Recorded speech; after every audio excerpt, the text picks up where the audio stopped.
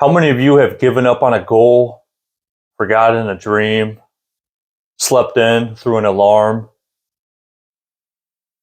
or broken a commitment to someone or yourself? I want you to begin thinking of why you don't want to believe something good could happen to you and why you don't care about yourself. Why wouldn't I want to wake up early? Even if I have nothing going on, nothing planned, why wouldn't I want to wake up and believe that something good could happen to me by doing that? Right? Because we can wake up early to go to work. We can wake up early to go see a singer, for an event or family. But why don't we want to wake up when there's nothing planned? It's something that could affect us, right? Because we do it for other people. But why don't we want to believe something good could happen to us? And I think that comes down to we don't care about ourselves enough. And if you care about yourself, you'll want to do more things. And you'll begin to think that good things can happen to you. And going into this book, you'll find a meaning in your life to help you propel forward to your goals.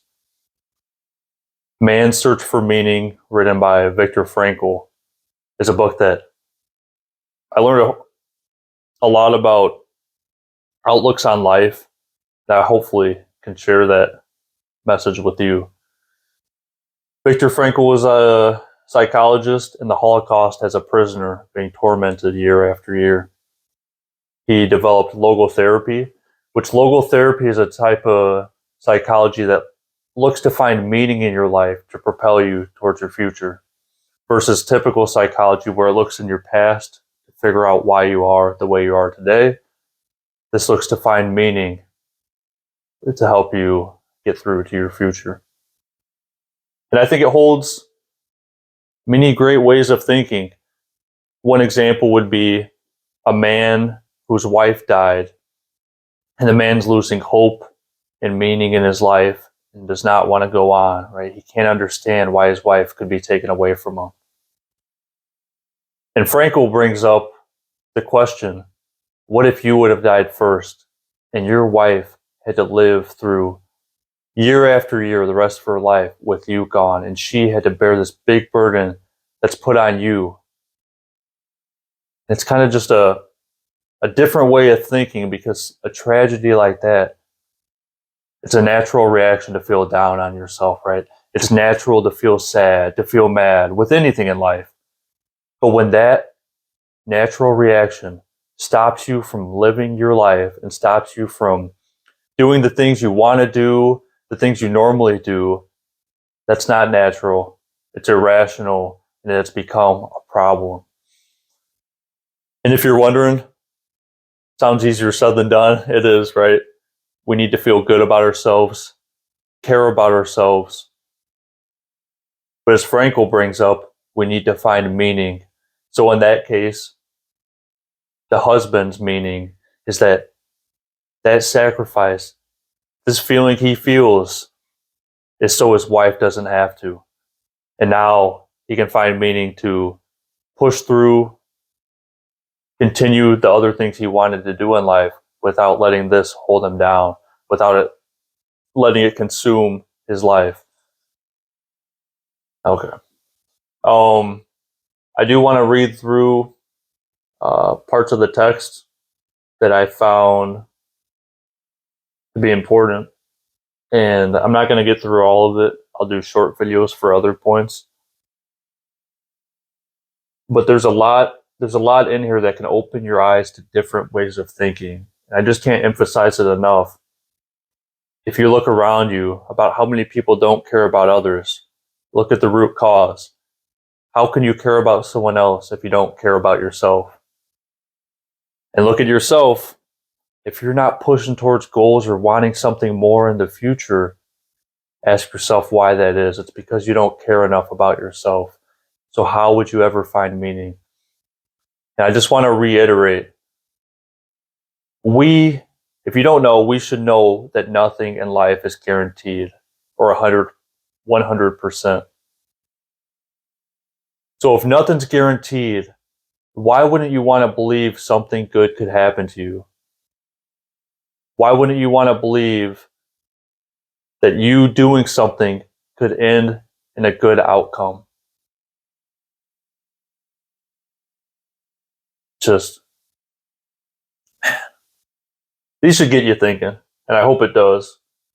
Care more about yourself, you'll care more about others. Finding meaning will help you get through any event in life. Now, my experience is nothing compared to Victor Frankl's, but I just want to remind you, he was in the Holocaust being tortured with thousands of other people, and this is what he was thinking. So, if this could help him, I'm glad it could help me open my eyes, and hopefully it can help you. Okay.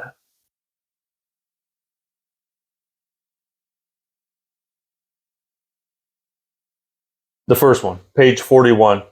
Humor was another of the soul's weapons in the fight for self-preservation.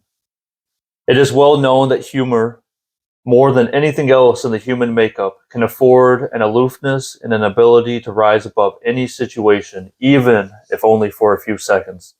I practically trained a friend of mine who worked next to me on the building site to develop a sense of humor, promising each other to invent at least one amusing story daily. I know some people are, not some people, a lot, it's easy to get down. It's easy to feel bad when something's going wrong. They were finding humor in the Holocaust. A huge tragedy, right? And they were understanding how important humor is. I just thought that was interesting, and it's just a good reminder that just because one thing's happening, it's normal human reaction to feel sad, mad about that, depressed, but it's not normal to let every other part of your life be stripped away. So just them finding humor in a situation like that, that would be very, very hard to do.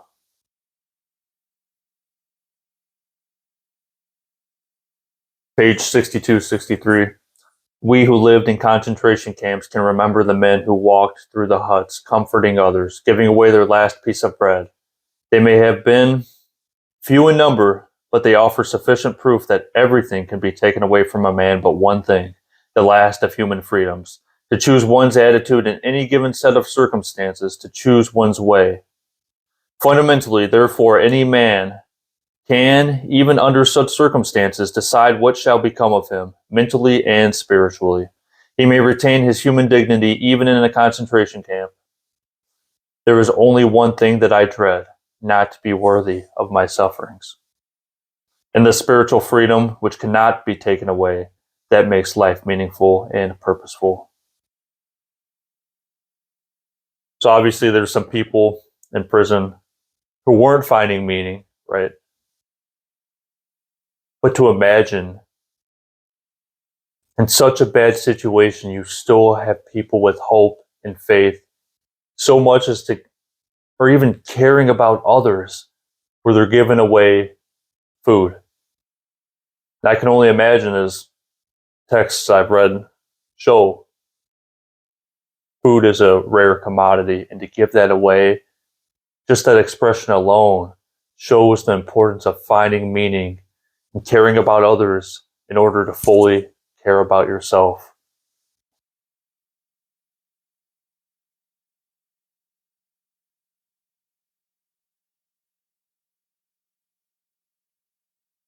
Those who knew how close the connection is between the state of mind of a man, his courage and hope, or lack of them, and the state of immunity of his body will understand that the sudden loss of hope and courage can have a deadly effect.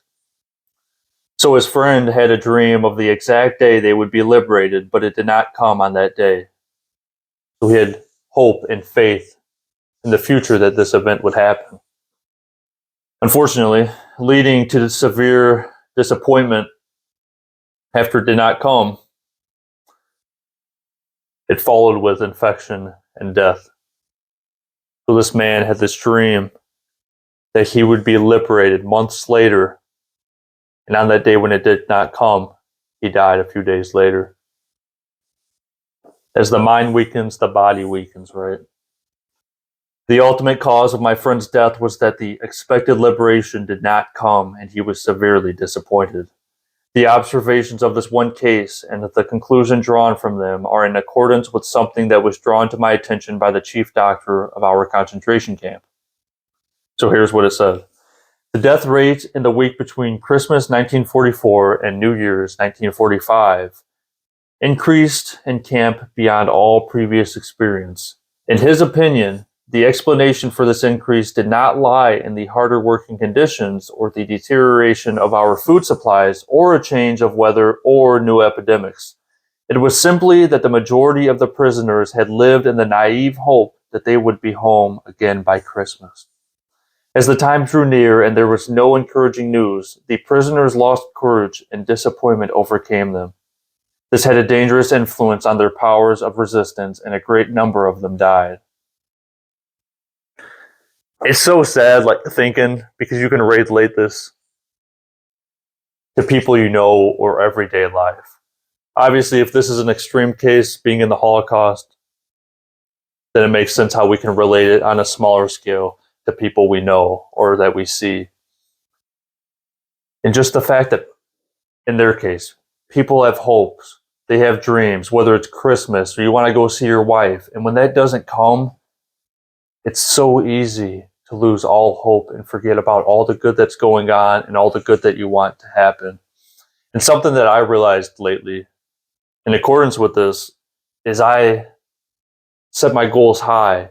And if you don't hit your goal, I find that it's hard to think about all the good that's happened because you didn't hit that dream expectation.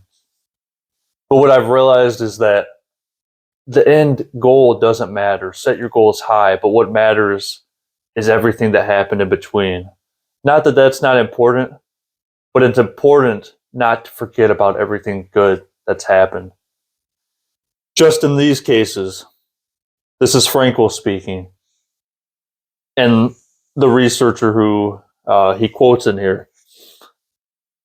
Likewise, with my situation of appreciating the goodness that happens, time after time, again, people have an end goal and they're appreciating everything good that's happening and they're staying healthy and staying motivated. But once they realize it hasn't happened or it's not going to happen, all hope goes off the deep end. So in this case, when the day came and he didn't get liberated, that was the end. But even if it isn't a physical end date, it happens to us all at different points. Not because the thing itself can't happen, but because we tell ourselves it can't. So let's say you have a goal to accomplish in a year and it's 6 months later and you stop caring about yourself and you lose all hope. That's the equivalent to their situation. You've stopped yourself. You've put that halt to the goal where you have told yourself that it's no longer possible because you don't care about yourself and you don't want to keep trying. So when I see an extreme case like this, I try and relate it back to me to help me with my life, because if they were able to persevere through something like that, it just shows the importance of keeping that meaning in your life. Because the second you stop caring and you stop, right, we're always going to care, hopefully, but the bigger thing is once you stop believing that something good can happen to you, once you see something so bad where you don't even want to think something good can happen to you, that's when you're in danger. So please, care about yourself more. It sounds simple. I get it. It's harder than that. But the more you want to believe that something good can happen to you, and the more you want to start caring about yourself, it will have a direct effect on your future and those around you. Because how can you ever care about someone else if you don't care about yourself?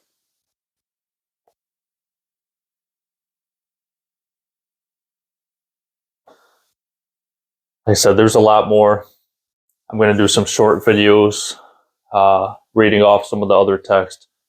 But I just hope any one of those points that I'll read off to get you thinking and maybe open your mind.